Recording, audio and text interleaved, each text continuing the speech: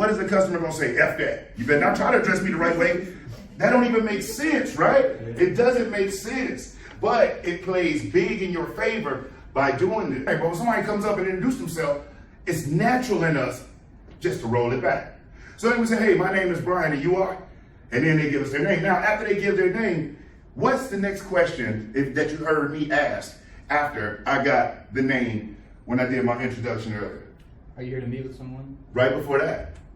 Hey, do you mind if I do this? Write it down. Why do you think we ask, do you mind if I jot your name down? So you don't forget it. So you don't forget it, and why else? So they know you care. It's better than just pulling the pad out. Right. Boom, because if I do this, if I say, hey, welcome to Matt Bowers Christ Deep Dive, I'm Brian, and you are? Oh, okay. All right, cool. Yeah. That look weird, right? You know, and what do you think the customer's mind is going to be saying? Whoa, what are they doing? Is that a credit app? Thank you so much for checking out the video. If you haven't already, please hit that like button because it really helps the channel. And if you haven't already subscribed, hit the subscription and make sure that you click the notification bell so you'll be updated whenever I release new videos. It's funny, but if you ever leave it up to your customer to decide, especially in the beginning, if what you're doing is to help them or hurt them, they're going to believe you're there to hurt them before you're there to help them. You have to realize, even though you're one of the nicest people in the world, they don't know that. We have to prove that to them. I'm so sick of this thing. We have to prove that to them. Okay, 4 times even count. It's on us to prove it though. Okay? So and that's in everything that we do, is little things in a big way. So yes, we asked them, can we write it down? Number one, so we don't forget it. Because again, you forget that name in the first 30, 45 seconds, credibility shot. Number two, it helps them feel important. How often have you been introduced to somebody that asks you, can they write your name down? Not often. If ever. The reason why I'm here sharing this stuff with y'all is because it works. Now again, in a room this size, 2 or 3 of you are going to take it and say, I'm on that. And you'll make sure that you're doing it. The rest won't, and you'll forget some names, and it's going to cost you money. Some people got to learn from loss. Others say, man, I'll pick up from it right now. You got an alarm going off. Oh, you can end it. So for that, we ask them, we write it down, okay? And we also explain to them why we're writing it down. They don't say, hey, can I jot your name down? They're going to be like, okay, why? So that's why you give an explanation. Hey, do you mind if I jot your name down, Ms. Brown, because I'm terrible with names? I just want to make sure that I don't forget it and I address you the right way. Is that cool? What is the customer going to say? F that. You better not try to address me the right way. That don't even make sense, right? It doesn't make sense. But it plays big in your favor by doing this. So now, after we got them there, give us the permission to write it down. And don't assume. I asked him to spell it, even though it was James. James can be spelled many different ways. My wife's nephew name is Jaymz. You know, then you got James. You might have Jammes. There's a lot of different ways, so don't just assume. And it gives you an opportunity to ask another question, get them involved, and it shows you're really giving a damn. Now, let me explain why asking questions at the beginning like, hey, my name is, and you are. Do you mind if I jot that down? Are you here to see anybody in particular? Which one of our vehicles you like information on? The reason why those questions are so critical, they establish a rhythm. And what that rhythm is, when I ask, you answer, customer. Because he or she who's asking questions is in control. Now, why is the person who's asking questions in control? Steering the conversation. What, because they do what? They're steering the conversation. They direct the conversation. So whenever a customer asks you a question, who's got control? They do.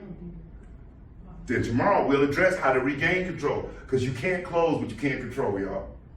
And if you allow a customer to come in here and dictate to you how your process goes, because you think you're being fast and you think you're going to hurry up for them, it does not help you at all. As a matter of fact, it costs you a great deal, because they don't know what the steps are for. And let me explain to you why the steps in the process are there. The vehicle's there and the price is what it is. The steps are for you. They help you justify this investment to this guest. You have to know that's what those steps are there for. They're to gain information, to help you when you present it, be able to describe it so specifically that these people almost think this vehicle was made with them on their mind. That's what you want. And it's easier to do than what people think.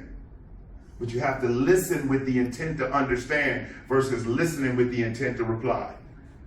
A lot of people listen with the intent to reply. They always want to say something, Learn to listen with the intent to understand. It'll help you go a lot further.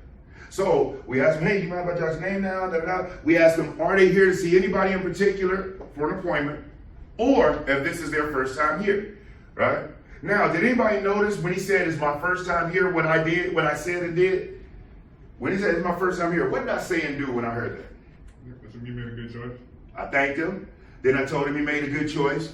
Now, why do you think I would thank the customer first after they say it's their first time here? Why do you think I would thank them for coming? They didn't have to come here. They didn't have to come here. They could have went to any dealership in the city or in the state. And I don't believe in fake compliments because people can pick up on that. I'm truly grateful that they came here because I get an opportunity to actually help somebody, which in turn helps me. Now, why do you think I congratulated them and said they made an excellent choice, though? Because you're confident that you can help them better than anyone else. Man, that young boy got it. Really, part of it is that, let me ask this question. How many of you are here because you want to rob, cheat, and steal from as many people as you can? Let me see your hand. You're not, right? Okay. But can you guarantee me that she's not here to rob, cheat, and steal from everybody she can? And can you guarantee me that he's not here to rob, cheat, and steal from everybody that he can? No, right? So every time you allow your customer to leave this building to go deal with another sales rep at another dealership, you have literally put them at a 50% chance of being ripped off because there are sharks in the water. Because people be thinking like, I don't want to pressure these people. I don't want to pressure them. I'm just going to let them leave. You think you're doing them a favor. But they left, went to another store, and the other person was like, okay, yeah, I got you. Got them and did them in.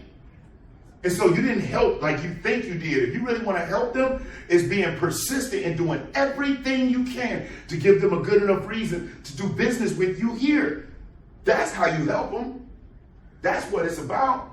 You're not helping anybody by sending them off to the slaughter potentially.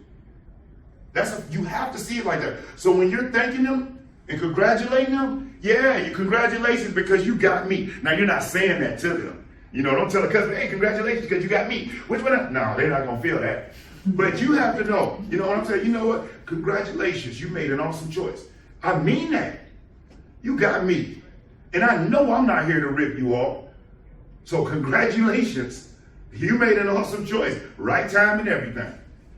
And you say it with conviction. And guess what? That is a subtle way to compliment your guests. I just thanked them. I congratulated them. And I complimented them genuinely and mean them all. You made an awesome choice. Now, what do you think that does for them subconsciously saying, hey, you made an awesome choice? Lowers their guard. Lowers their guard. What else does it do for their confidence? Oh, that's a confidence It's booster. a confidence booster. I'm subtly letting them know I think you're smart. It's subtlety. It's little things. Sales is psychological, y'all. That's why the top tier ones have some of the best personalities. Easy to get along with. It's all psychological and very subtle. I'll give you an example. It's like iPhone.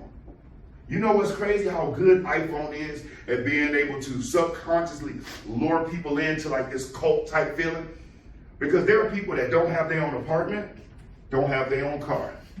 But every new iPhone that come out, they're there the first day and will drop that 2000 or whatever it is on that brand new iPhone. Even though a new one's coming out in about 8 months or so. They don't got nothing else. They don't do any business, but they need to have a phone with 5 cameras on it and 3 mics. And will literally be broke as a joke and will have a person that has an Android and will really believe they're better than them. Oh, what type of phone you got? Oh, that's Android? Oh, okay. And you're like, you do know that that's only an operating system, right? Like, that's an operating system. They're the same. They just have different names on stuff, but it's the same. But Apple and iPhone have got people so involved to this brand that their loyalty is outrageous. People will sleep outside the store for a phone with no job, no car, but they got that new iPhone. Ain't made a car, ain't, laid on all the bills they got that. Okay? It's amplitude of the need, the perception of what's important. Okay? So at the end of the day, how we present things, how we explain things, how we engage with our customers, how the package is set up is hugely on your part, from the moment that y'all lock eyes, not when they get out, not when you, from the moment y'all lock eyes, it begins. In every word and everything you do. So we thank them and we congratulate them. Then the next thing I asked is, now pay attention to this question. Which one of our vehicles would you like some information on? Which one of our vehicles would you like information on? He was counting, so I just threw the 5 up to him, that's all. Which one of our vehicles would you like information on? Now, in that sentence, what is the key word? Which one of our vehicles would you like some information on? What's the key word in that sentence? Which? You. Information. Information. Why is information the key word? Why might think in that sentence, hey, which one of our vehicles would you like some information on? Why do you think that's the key word in that sentence? There's no wrong answer. Well, I just feel like that's what you're selling to them is the information. Huh? I just feel like that's what you would be selling to them. At the end of the day, before anybody makes an educated buying decision, what do they need first? The information. Information is non-threatening. Now, if you say buy and today, guess what? Defensive wall way up.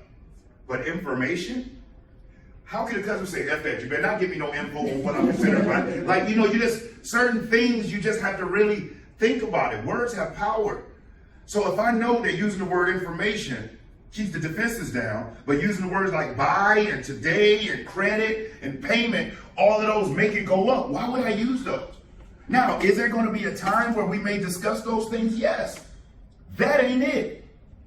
That's not the time. Everything in this has its proper places.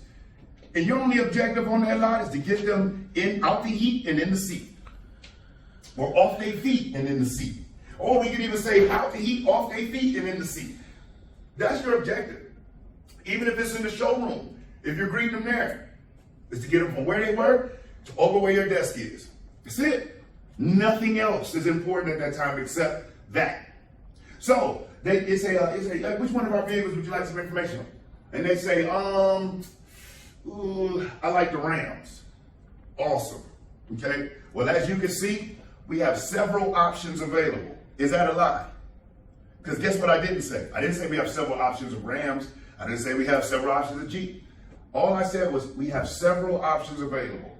So let's do this. Follow me inside. I'm going to ask you a few quick questions, and I'll get you all the information that you feel works best. That way, in the future, when you're ready, you got everything that you need. Now, when you tell a customer, hey, follow me inside, I'm ask you a few quick questions, and I'll get you all the information on whatever you feel works best. That way, in the future, when you're ready, you got everything you need. How do you think that would make a customer feel if they heard that? Like they're in control. Huh? Like they're in control, right. You think that brings up pressure or maybe takes the pressure down? Takes it down. Why does it take it down? No rush. No rush. They feel like, and I'm gonna tell you, it will discombobulate them. Because you know what they're used to? Come on, you wanna buy something, buy something. Now, let me ask y'all this question, because remember, words have power, and I don't believe in lying, but I do believe in breaking things down to their lowest foundation. When is the future? 5 seconds from now, 1 minute from now, 30 minutes from now, 2 hours from now is the future. So, if we want to make sure that they have all of the information so that in the future, when they're ready, they've got everything that they need. Am I lying to them at all? No. We're being flat out honest. And you can do that and say that with a straight face. Nothing we do is to manipulate. It's to actually expand and make it even easier.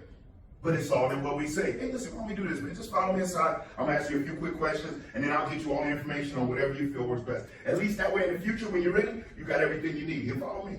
And you know what they're going to do? They'll follow you. Because all we're doing is getting them some information. Yeah, it don't cost them anything.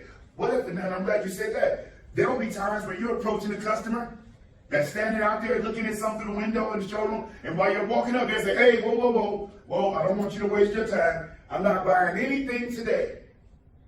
Now let me ask, and I'm just going to throw this out there because there's no wrong answer.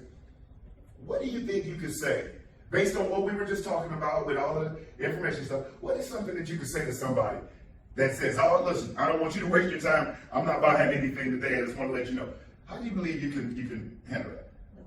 You kind of let them know that talking to you is not wasting their time. What are you saying, Jackie? Because it doesn't cost them anything to, it doesn't cost them anything to come in and get the information. So, Give it to them for free.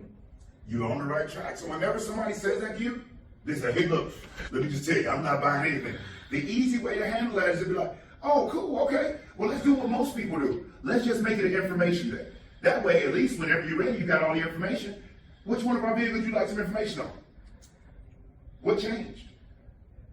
What changed? They still need information, okay? So you should be confident that when somebody's like, oh, blah, blah, blah, or even if they say, oh, you don't want to buy anything today. Oh, I'm glad to hear that. Well, let's do this. Let's just make it an information day. So that way, at least whenever you're ready, you got the information you need. Which one of our vehicles you like some information on? And you carry on.